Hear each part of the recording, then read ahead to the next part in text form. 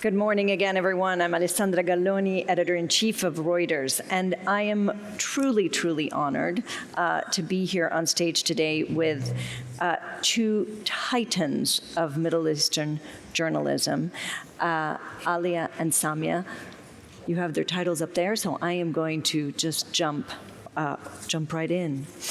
So, Samia, you started as a reporter covering the Lebanese civil war in the 1980s, and including what you covered was the direct intervention of Israel. Fast forwarding to today, so after decades of reporting, how would you say that this moment that we're seeing now in Lebanon ranks with when you started? I think Lebanon right now is on the brink, really. I come from a generation, as you said, of who lived during the Civil War, 15 years of Civil War. Can everyone hear Samia? Okay? Yeah? Okay. You sounded a little low to me. Yeah. I lived through 15 years of civil war between 75 and 1990. And since then, we had 6 wars, including the Israeli invasion of Lebanon in 82 and the siege of Beirut. So it is really escalating into a big war now with Hezbollah and Israel. Lebanon, the problem of Lebanon, it has always been a battleground for all foreign forces. It's been proxies for all rival. First, we had the PLO, the Palestinians, in the 70s and 80s, and Syria was in Lebanon for 20 years. And at the end, Iran came with its growing influence, and Hezbollah, which became a state above the state in Lebanon. So the strains are really enormous for Lebanon. With this war, humanitarianly, we have 1.2 million refugees, mostly Shiite, who have been displaced from the south or from Beirut. And we have entire villages, border villages, that have been flattened, so they cannot go back. And militarily, you have Israel that is in control of 80 kilometers of South Lebanon now. And politically, the country is totally divided, deeply divided. You have one camp who considers Hezbollah as a proxy, a tool for Iran serving Iranian interests.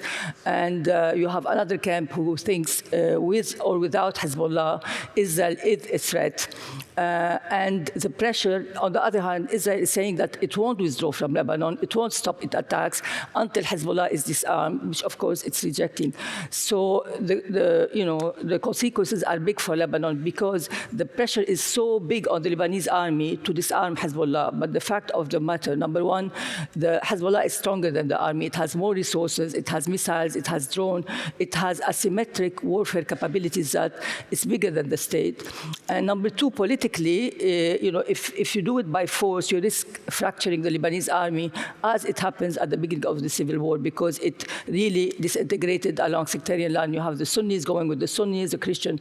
So imagine you've laid out a lot. I think you speak so fast that you've just given us a history on the modern history of Lebanon. But I think you raise a really important point, which you, Alia, have written about recently. You wrote a very powerful piece in Daraj about Lebanon being caught between two catastrophes. We from the outside, we look at Lebanon and we think, and this is the title, right, is Lebanon Doomed. This has got to be the most unlucky country in the world. Every time it rises, there seems to be another catastrophe, another crisis. But because Samia also picked up on this, describe what you meant by Lebanon being stuck between these two catastrophes in the current Israel-Iran war. I think the polarization that Samia mentioned, this is really what we need to face. Today, if you are anti-Hezbollah within Lebanon, because Hezbollah is the de facto power in Lebanon, political power, and you're very critical, the conclusion is that you're with Israel. At the same time, you're looking, we were having a conversation at the level of our newsroom the other day, and you're saying, right now, it's not even Hezbollah in Lebanon. It's really the Iranian Revolutionary Guards, because the leadership of Hezbollah has been annihilated. So in that sense, it's really Iran that is using the Lebanese, and literally in this sense, there is no more Hezbollah leadership. That said, it is still Israel that is bombing South Lebanon, even right now within the ceasefire. The fact that Beirut is not being targeted does not mean the ceasefire is respected. Every day there is bombing of South Lebanon, the drones are over our heads all the time, and there is an invitation for Lebanon to go for direct negotiations. You just can't do that. It's like you have two guns in your head and you're going to negotiations. It's pure blackmail to call on the state that is very, very vulnerable. You have 4 decades of a very weak state, central state, with the world agreeing on the compromises that led to this fact.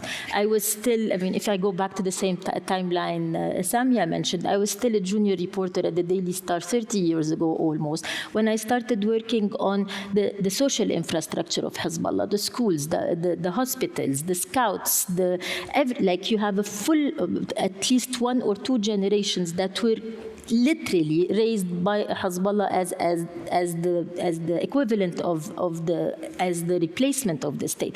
You cannot just disarm that. Taking the guns away is not disarmament. Disarmament means bringing back the state to become, to give assurances to the 2 million Shiites that they're not going to be second-class citizens in their own country. And this is a process that takes time. It takes building trust. It takes, for us as journalists, it takes being very critical of the government, but at the same time supporting state institutions and saying these state institutions require the time to rebuild. You need judiciary, disarmament of the army. This army, the highest-ranking officers in this army were appointed by a political elite that is pretty much controlled by Hezbollah. But so you're in reality, your sort of 2 catastrophes, we're saying were Hezbollah and Israel, but you've actually talked about more. I mean, there's a dramatic political situation. There's a dramatic political situation and economic situation. It's like a perfect storm of catastrophes within Lebanon. And so, what's the way out? I mean, then I want to talk about your reporting, but what would you say is the way out for Lebanon? I mean, both of you. For me, I don't see any other solution than, maybe because I'm a journalist, but a fair state that is reformed and accountable. I really think what was missing in Lebanon throughout it takes us back to is it doomed? It's not viable because accountability never meant anything in the Lebanese historical context. We had a civil war, no one got accountable. We have corruption, no one gets accountable. We have the biggest political, this takes me to why we started investigating the central bank, but we had the biggest financial collapse in recent history, and almost no one would get accountable. And then the explosion, which was one of the biggest explosions, and it's a direct consequence of corruption, and no one is held accountable. So to me, it's simple. Reform, accountability. Samia, would you agree? I think there are 3 things here. You need first a political agreement, which will be part of the U.S.-Iran-Israel agreement. You cannot unlock the 2. To have peace in Lebanon, to have lasting peace, you have to have a big bargain, and Hezbollah and Lebanon is part of it, because it's only Iran that can basically ask Hezbollah to disarm and be political. Number 2, you have the issue of the meltdown, the financial collapse of the country, and this government has done nothing. Not this particular government, but since 2019, there is a financial implosion. They need to enact reforms to basically, the banks are broken. People cannot get their money out of the bank. You need to restructure all the banking system and distribute the losses. So the government has to agree to an IMF agreement, credible one, to unlock international aid. And number 3, you have to fight corruption. So all this, the Lebanese government has an onus also to make a state accountability. Otherwise, they rose once, in the 1989 with the Taif agreement. It was a peace agreement that ended the civil war, and disarmed all the militias except for Hezbollah. So now they have to continue what they didn't do before, disarm Hezbollah, but through political understanding. So, just to understand, this is the context in which these 2 ladies are doing the most intrepid journalism, in their country. And so let me talk a little bit about that. Samia, you have faced incredible physical threats in your career. You were kidnapped during the Lebanese Civil War. You were badly wounded, and I think we have a picture in Iraq in 2003 when a U.S. tank hit your hotel where you were operating. Tell us what happened in Baghdad, just so that you understand the difficulties, of reporting. Yeah, it was April 8, 2003. We were standing on the balcony. I was standing with our TV on the balcony of our Palestine hotel. We were watching U.S. tanks rolling into the Jumhuriya Bridge. I had a satellite phone, and I was snapping to our war desk that, the U.S. Army has entered Baghdad. Suddenly, we saw a fireball, and that was a tank shell that hit our balcony. My colleague, TV colleague, Daraj was killed on the spot, and 2 other colleagues were badly wounded. And a shrapnel basically pierced my skull and lodged in my brain. Before Baghdad collapsed, I was lucky enough to have a surgeon who managed to operate on me. And then, of course, the U.S. Army airlifted me to their hospital in Basra and then to Kuwait. So we are lucky. We were very lucky that you survived, and of course, still doing. But they hit every single live camera that day, I have to say. They killed Al Jazeera guy at 8. Then they hit Abu Dhabi TV, which was feeding live. Then us, our camera was live, and it shows how the tank moved and hit us. While Taraskad, it was still rolling the camera, so we could see what happened then in live.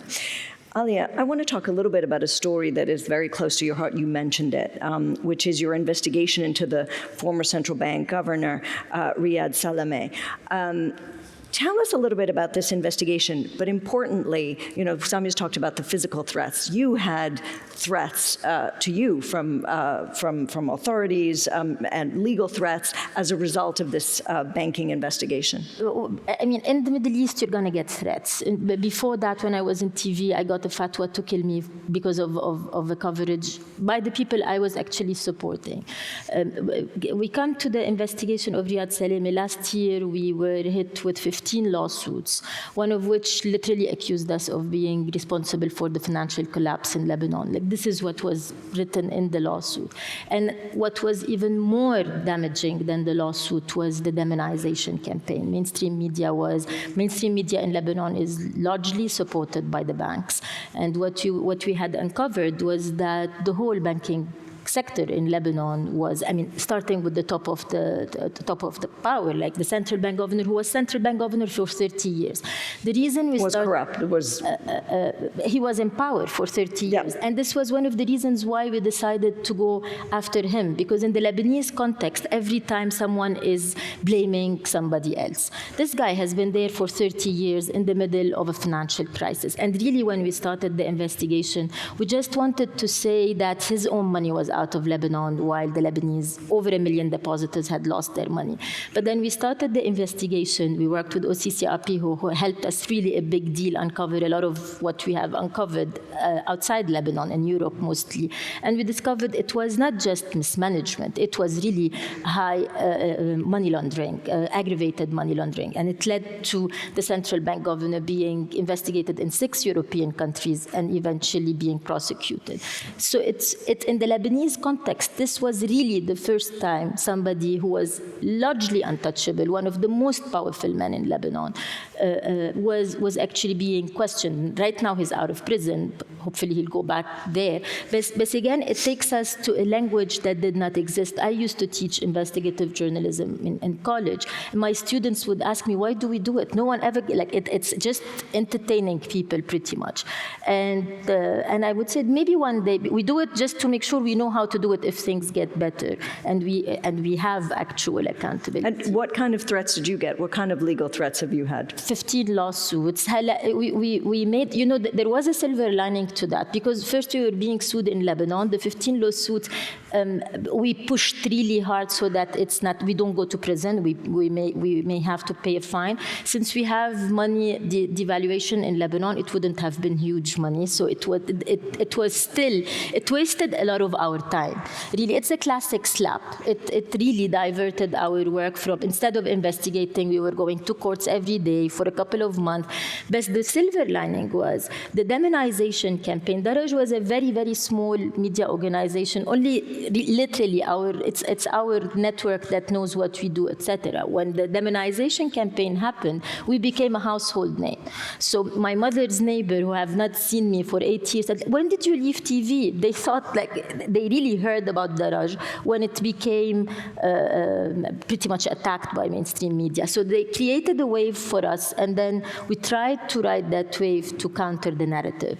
It's super, super difficult. It's super exhausting. It's super frustrating also, because you're navigating in, I mean, today it's easy to talk about it when things went relatively well. Last week we won one of the lawsuits, the one that accuses us of being responsible for the economic collapse. It just gives you enough to, I think if you're operating there, you know that the threats are part of the job. And then you just put it on the side and keep working. I mean, considering the threats that you both face, you have remarkable aplomb. So my last question for you both is legal threats, physical threats, exhaustion. Why do you keep doing it? Samia? I think, you go back, you're pulled back by the stories, by the people behind the stories. I don't think journalism is a job. It's it's a mission, really.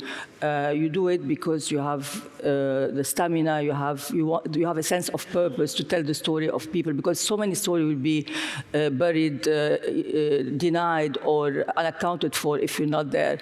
So the cost of not reporting it is higher than reporting it. So that's why we do it. Alia? I think it's this industry is giving us a lot to hope for. I mean, I've seen it change so much. I've worked in print, I've worked in TV, and now I'm working in independent small media that I co-own. I find it, I mean, I can't think of anything more rewarding than having the tools to be able to do something about all the madness and absurdity of this world. It feels a privilege and an opportunity, and I can't think of not doing it, actually. Well, the privilege is ours, really. Ladies and gentlemen, a round of applause for this tour de force of journalistic reporting.